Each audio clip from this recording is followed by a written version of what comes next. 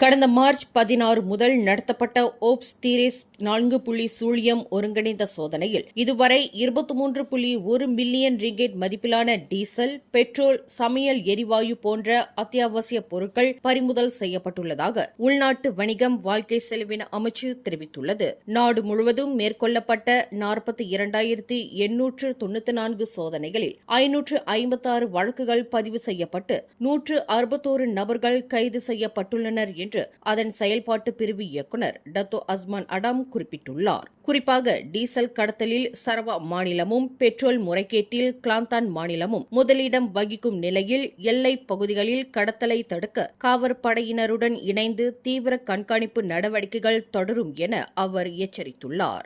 மேலும் செய்திகளை தெரிந்து கொள்ள கீழே இருக்கும் பெல் பட்டனை அழுத்துங்கள்.